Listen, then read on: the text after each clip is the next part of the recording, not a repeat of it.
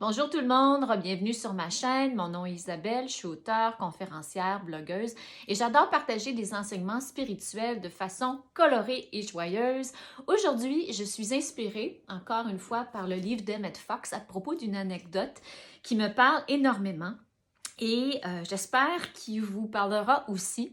On parle de sources inépuisables. J'en parle beaucoup sur cette chaîne, comme quoi le divin, la source divine, elle est inépuisable. Elle veut vraiment notre bien dans toutes les sphères de notre vie.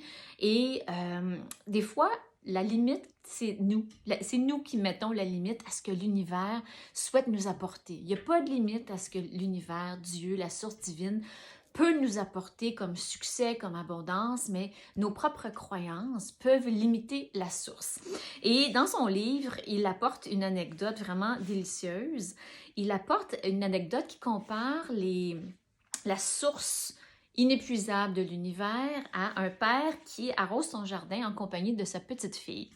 Et sa petite fille lui dit « Papa, l'eau s'est arrêtée, a arrêté de couler. » Puis il lui dit « Oui, ma chérie, mais si tu enlèves ton pied sur le boyau, ça va continuer à couler d'abondance. » Et c'est vraiment, vraiment très pertinent parce que souvent, c'est nous qui mettons les pieds, qui mettons les freins sur la fameuse hose, sur le fameux boyau.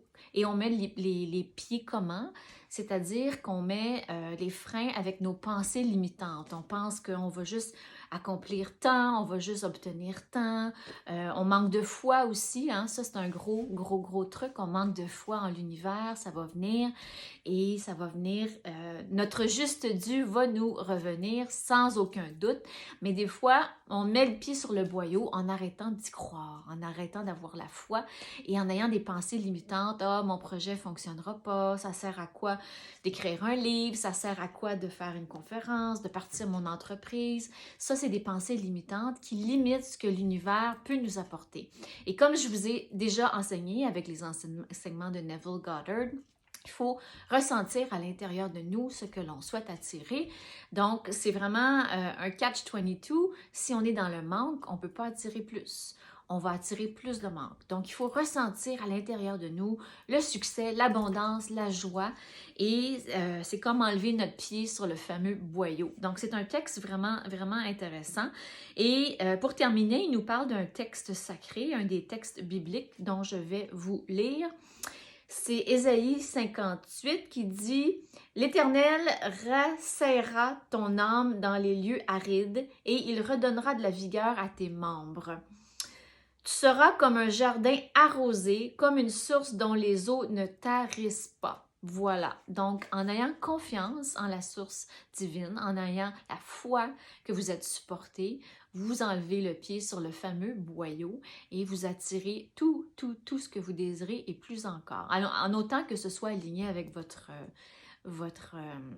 mission de vie, avec votre vie. Hein? J'ai déjà expliqué, selon les enseignements de Florence Scovel Shinn, si on souhaite et on désire des choses qui ne sont pas alignées avec nous, ça ne sert à rien parce qu'on les obtiendra pas ou on va les obtenir, mais il va y avoir du mauvais karma associé à ça, des problèmes. Donc, il faut dire que le meilleur soit, comme dirait mon amie Christine, que la meilleure chose pour moi vienne à moi, que le boyau coule avec de l'abondance infinie et ce qui me revient m'arrivera et me reviendra en temps et lieu.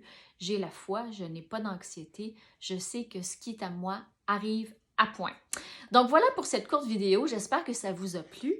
J'ai vraiment adoré cette courte anecdote et cette métaphore et j'aime vraiment, vraiment ça, parler de ces choses-là. J'espère que ça vous plaît. Merci de m'écouter, merci de vous abonner à ma chaîne et à bientôt pour une prochaine capsule.